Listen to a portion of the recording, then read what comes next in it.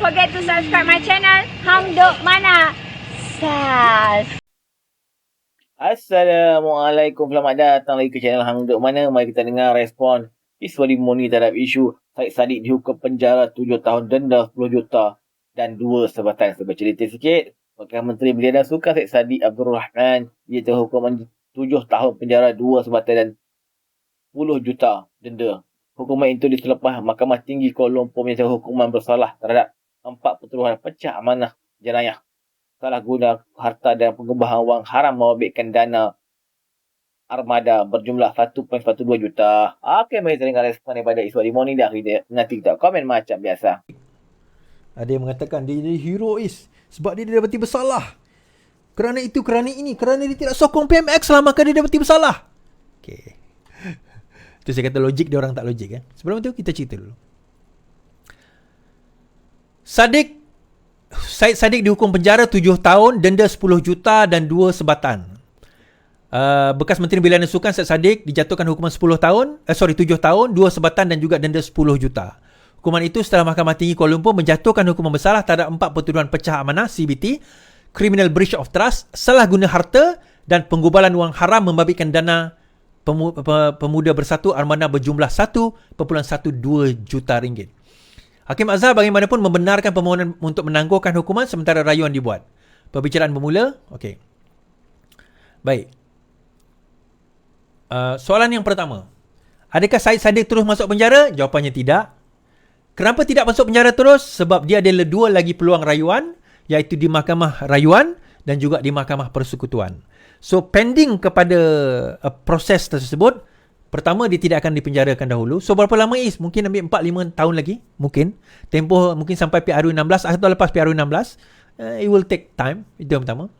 Yang kedua, dia tidak akan hilang jawatan sebagai ahli parlimen kerana pending appeal. Sama macam Najib dululah. Dia tak hilang jawatan sebagai ahli parlimen kerana pending appeal. Masih lagi dalam appeal. Okay. Now, dalam keadaan tersebut, sekarang ini apa yang berlaku? Okay.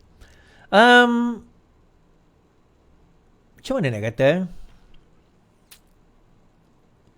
Ada yang mengatakan, sebab dia tak sokong PMX lah, maka dia dijatuhkan hukuman.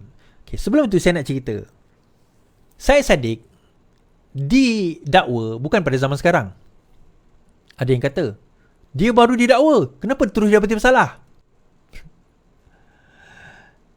Dia telah didakwa pada tahun zaman Perikatan Nasional menjadi Perdana Menteri, menjadi kerajaan lagi. Ini 22 Februari 23 dia mengatakan, saya didakwa kerana tak sokong Muhyiddin. Bekas Armada mengatakan Syed Saddiq memberitahu beliau didakwa kerana tidak menyokong Perdana Menteri Muhyiddin Yassin yang juga Presiden Bersatu. Now, katakanlah ada orang kata, sebab dia tak sokong PMX lah, dia dapati bersalah. Kalau macam tu, kenapa dia keluar parti? Kenapa dia keluar daripada kerajaan? Ni kalau katakanlah kerana itu. Kan? Kerana dia sokong PMX lah. Tak sokong PMX lah, maka dia dapati bersalah. Macam tu kenapa dia keluar? Kenapa dia keluar daripada kerajaan? Kalau kekal dalam kerajaan itu menyebabkan dia tidak didapati bersalah, kenapa dia keluar daripada kerajaan? Itu logik yang pertama, flawed dah. Kan? Betul tak? Logiknya macam tu lah. Kenapa dia tak ada apa kes pun dengan, tak gaduh pun dengan Anwar Ibrahim, tak gaduh pun dengan ahli parlimen, tak. Tiba-tiba dia declare dia keluar. Kerana dia tak puas hati dengan itu, ini dan sebagainya, dia declare diri dia keluar. Kenapa? Kalaulah alasan menyokong atau tidak menyokong menyebabkan dia kena dakwa, kena didapati bersalah, kenapa dia tak kekal dalam kerajaan? Itu soalan saya yang pertama. Kemudian kita fikir logik lah macam tu kan. Oh, dia kata, kemudian kita kata PMX tak boleh campur tangan dalam urusan ini. So bila PMX tak campur tangan, didapati dia bersalah, kamu kata PMX campur tangan. Habis macam mana? Nak PMX campur tangan supaya dia tidak bersalah? Yang mana satu? 2-3 hari lepas saya ada buat video. Saya kata dia akan didapati bersalah. Ada video tu dalam shot saya, ada saya letakkan.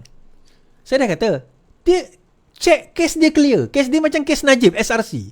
Duit masuk dalam akaun. Clear.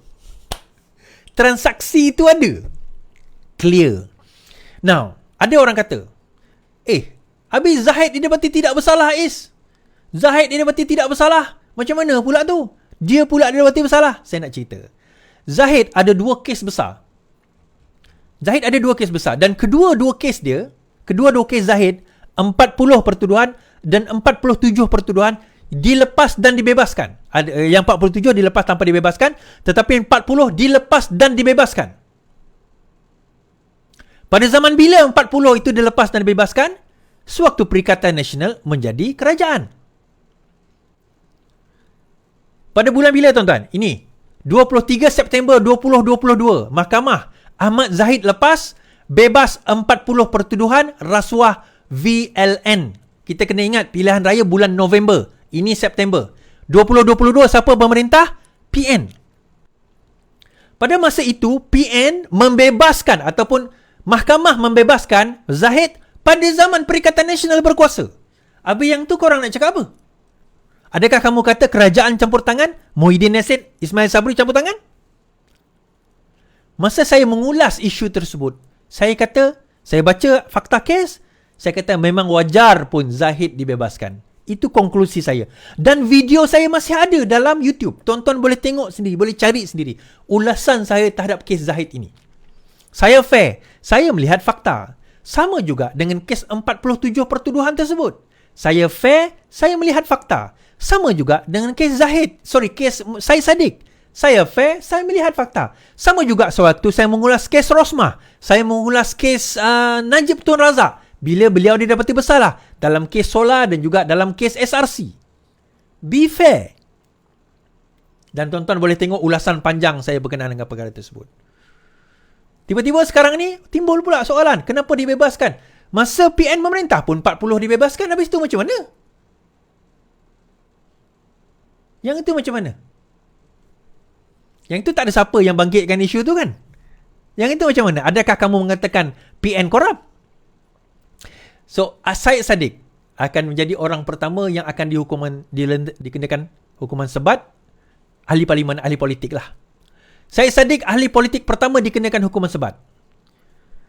Ahli parlimen Syed Saddiq merupakan ahli politik pertama di negara ini dikenakan hukuman sebat setelah dibukti bersalah atas 4 pertuduhan. Okay. Tapi akan ada appeal lah. Mungkin appeal on sentence, mungkin appeal on the case. Kita tak tahu lagi. Nah, ada yang tanya, kenapa Syed Saddiq dikenakan sebatan tetapi Najib tidak dikenakan sebatan? Ini ketidakadilan. Siapa cakap macam tu dia bodoh lah. Lain kali tanya, bukan terus nak menuduh. Undang-undang negara kita, kesalahan Najib itu adalah kesalahan yang boleh menyebabkan dia juga disebat. Cuma apabila seseorang itu telah berusia 50 tahun ke atas, maka sebarang hukuman sebatan yang dikenakan kepada dia tidak akan dikenakan kerana faktor usia. Itu je. So, kepada Syed Saddiq, dia kenalah, dia muda lagi, umur baru 30. Kan? Umur baru 30. Umur baru 30. Syed Saddiq mengatakan hari ini, saya undur sebagai Presiden muda. Syed Saddiq dapati bersalah di atas 4 pertuduhan berkaitan penyelewengan, mengatakan dia akan berundur sebagai Presiden muda. Dia berkata jawatan itu kini disandang oleh bekas Timbalan Muda Amirah Aisyah yang juga adalah Adun Puteri Wangsa. Ada orang kata, habis itu kenapa Zahid tak pergi berundur diri daripada jawatan Presiden? Sebab dia tidak didapati bersalah lagi. Kenapa dia nak mengundurkan diri? Syed Saddiq, sewaktu dia didakwa hari itu, kenapa dia tidak mengundurkan diri sebagai jawatan Presiden muda? Kenapa sekarang baru undur diri setelah dia didapati bersalah? Itu je. Kan? So, Zahid tak didapati bersalah. Kesnya digugurkan. Representasinya dia terima.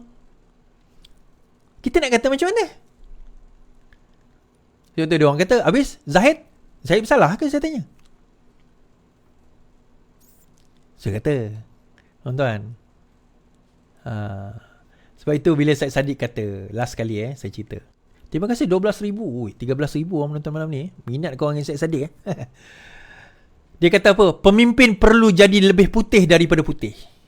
Memberi bayangan berkenaan masa depan politiknya, Syed Saddiq kata pemimpin Malaysia mestilah lebih putih daripada putih, whiter than white. Dia berkata demikian ketika sidang media khas selepas Mahkamah Tinggi menyabitkannya atas kesalahan untuk mengubah Malaysia bukan tentang satu individu tetapi tentang membina institusi melampaui parti dan personaliti supaya negara di landasan betul tidak kira siapa mentadbir. Untuk menjadi pemimpin yang membangun Malaysia, dia mestilah lebih putih daripada putih. Untuk jadi pemimpin yang baik, untuk merealisasikan impian dia perlu lebih putih daripada putih katanya. Itu akan jadi faktor penting untuk saya membuat keputusan yang saya akan bawa kepada kepimpinan muda setelah pembincangan dan perundingan. Syed Saddiq berkata dia akan mengumumkan perihal masa depan politiknya.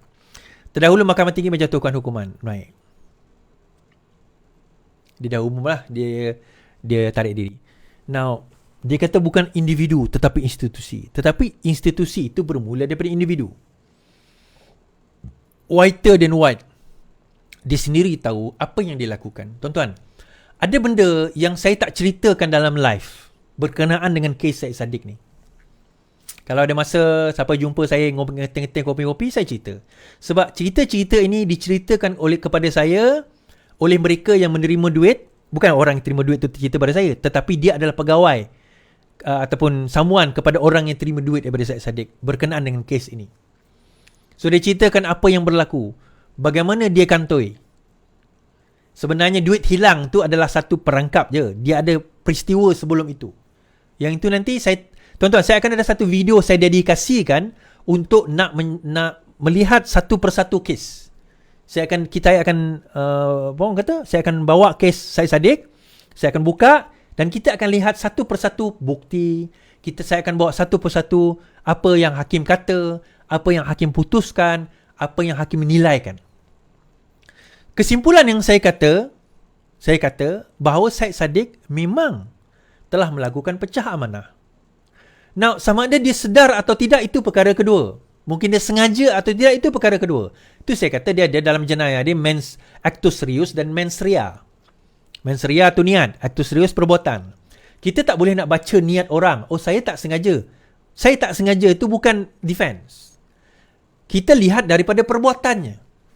So, perbuatan itu sendiri, saya tak tahu ini satu kesalahan. Perbuatan itu sendiri boleh menjadi satu kesalahan, boleh menjadi makna kepada niat apabila perbuatan itu dilakukan sedemikian.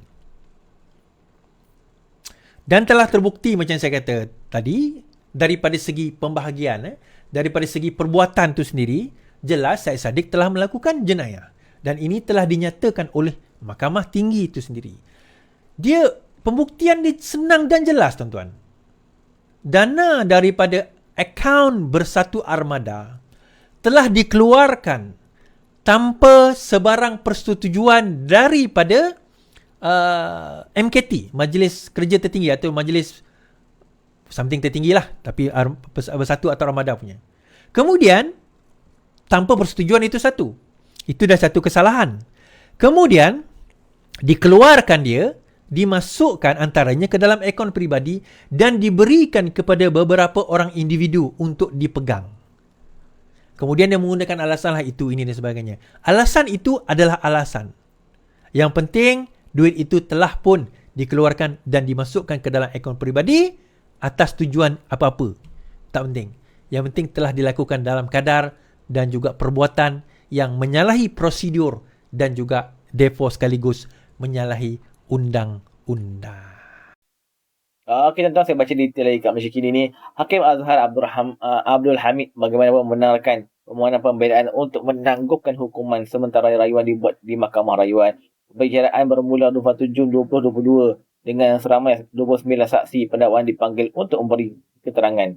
Pada 14 Mac lalu, pihak pembelaan menutup kesnya selepas memanggil Syed Saddiq dan 3 lagi saksi Ketua Penerangan Bersatu Ulia Aqamah Husaimuddin, serta Muhammad Amsyar Aziz dan Siti Nurul Hidayah. Muhammad Amsyar dan Siti Nurul Hidayah adalah bekas pegawai KAS dan Syed Saddiq. Antara saksi pendakwaan yang pula adalah ibu kepada Syed Saddiq, iaitu Sharifah Mahani, Syed Abdul Aziz dan Syed Abdul Rahman Abdullah Asaqaf, bekas pembantu Bendahari Armada Afiq Hakim Razali, serta 3 pegawai penyiasat SPRM, Nurul Hidayah, Syamizzi Sulong dan Asbi Munir. Pasukan pendakwaan diwakili Timbalan Pendakwa Raya Wan Syahrudin Wan Ladin dan Muhammad Afif Ali, manakala Peguam Gobind Singh Dio mewakili Syed Saddiq. Pada 8 Oktober tahun lalu, Mahkamah mengarahkan Presiden muda itu membela diri selepas pendakwaan berjaya membuktikan kes prima facie ke atasnya. Syed Saddiq didakwa merosbahat dengan Rafiq yang diamanahkan dengan dana armada bernilai 1 juta untuk melakukan pecah amanah dengan menyalah menyalahgunakan dana itu. Okey tuan-tuan, mari terus menyokong kajian apa pada Nabi Anwar Ibrahim. Jumpa lagi. Assalamualaikum.